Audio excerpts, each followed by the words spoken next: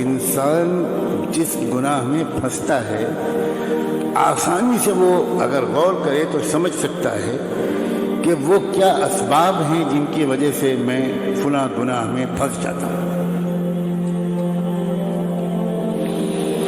کچھ گناہ وہ ہوتے ہیں، میرے نوجوان عزیز غور سے سنیں، کچھ گناہ وہ ہوتے ہیں جو تنہائی کی وجہ سے انسان جن میں مبتلا ہوتا ہے۔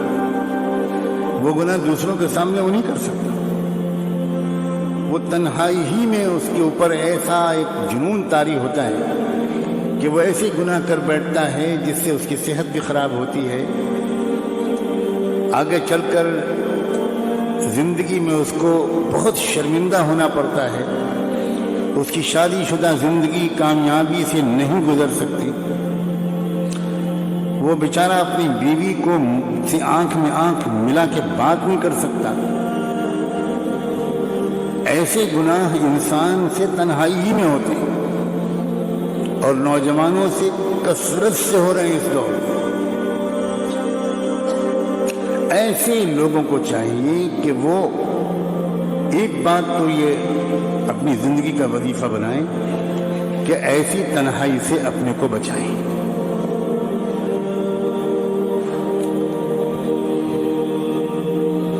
دوسرے، جس وقت ان کے دل میں اس طرح کی کسی بھی گناہ کا خیال آئے، ہمیشہ یاد رکھیں گناہ کا عمل بعد میں ہوتا ہے، گناہ کا خیال پہلے آتا ہے۔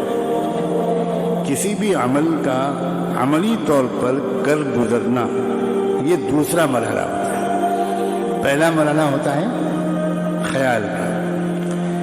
اگر پہلے ہی مرحلے پر انسان روک لے، کنٹرول کر لے، چوکنا ہو جائے تو یہ خیال عمل میں تبدیل نہیں ہو سکتا۔ اس خیال کو سے رکنے کا راستہ کیا ہے؟ فوری طور پر اپنے ارادے کی طاقت کو استعمال کر کے دوسرا خیال دماغ میں لایا جائے، یعنی اس خیال کو بدلا جائے، آدمی اٹھ کے بھاگ جائے، ایک دم آدمی اٹھ کے کھڑا ہو جائے، آدمی ایک دم قرآن مجید ہاتھ میں لے لے، الماری سے کتاب ہاتھ میں لے لے، تسبیح ہاتھ میں لے لے جو سامنے ٹنگی ہے، وہ اللہ تعالیٰ کو یاد کرنے لگے، درود شریف پڑھنے لگے، استغفار پڑھنے لگے۔ اگر وضو کی حالت میں تھا تو جلدی سے نماز کی نیت باندھ لے، لیکن کچھ نہ کچھ کرے،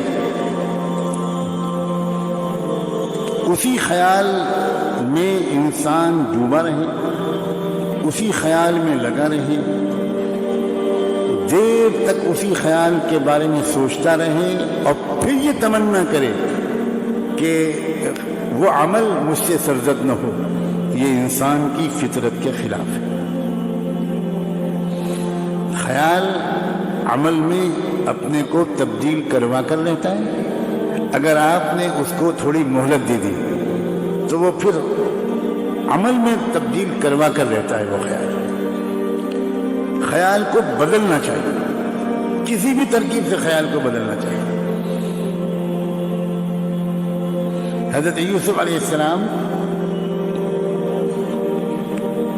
کو بھی خیال آیا تھا، ایسا نہیں ہے کہ ان کو خیال نہیں آیا تھا، اور انسان ایسا ہو ہی نہیں سکتا کہ اس کو خیال نہ آئے،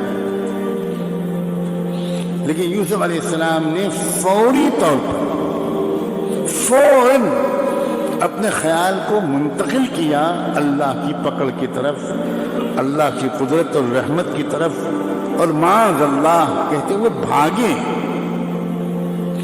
یعنی انسان اپنی حالت کو بدلے، اپنی حیت کو بدلے، لیٹا ہوا ہے تو بیٹھ جائے، بیٹھا ہوا ہے کھڑا ہو جائے، بھاگے، نکلے باہر، اپنی جگہ بدلے، پوزیشن بدلے، مقام بدلے۔ ظاہری حیت بدلنے سے خیال کے بدلنے میں مدد ملتی ہے۔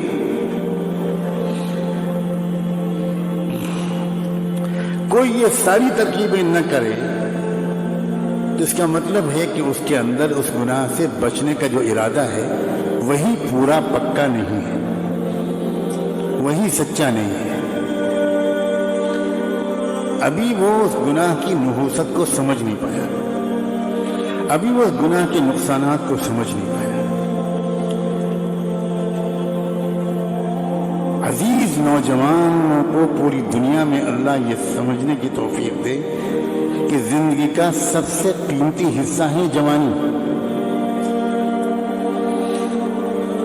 بننا ہوتا ہے جن انسانوں کو وہ جوانی ہی میں بنتے ہیں، بگڑنا ہوتا ہے جن کو وہ جوانی ہی میں بگڑتے ہیں. اگر یہ حصہ زندگی کا، اسی میں وہ صحت ہوتی ہے، اسی میں وہ قوت ہوتی ہے کہ انسان اس میں زیادہ سے زیادہ نیک اعمال کر سکتا ہے. بڑھاپے کی معذوریاں، مجبوریاں یہ تو تبھی معلوم ہوتی ہیں انسان کو جب خود بڑھاپا اس کے اوپر حاوی ہو جاتا ہے. اب اگر اس عمر کے اس منزل کو انسان نے گزار دیا ان گناہوں میں، تو سوائے اس کے کہ اس نے اپنے آپ کو دیمک لگوا لی اور اس نے اپنی صحت کو بھی تباہ کیا، چہرے کا نور بھی ختم ہو گیا، دماغ کی یادداشت بھی ختم ہو گئی، فیصلہ کرنے کی طاقت بھی جاتی رہی، صحیح غلط میں فرق کرنے کی استعداد بھی کمزور پڑ جاتی ہے، تو اپنے نفس کو سمجھائیں اور اس معاملے میں یعنی ترک معاصی کے معاملے میں، گناہوں کے چھوڑنے کے معاملے میں سنجیدہ بنے. یہ جملہ حساس آدمی کے لیے بہت کافی ہے. جو انسان یہ کہتا ہے کہ مجھ سے گناہ چھوٹتے نہیں، شاید اس نے اپنے گناہوں کے چھوڑنے کا سچا ارادہ ہی نہیں کیا.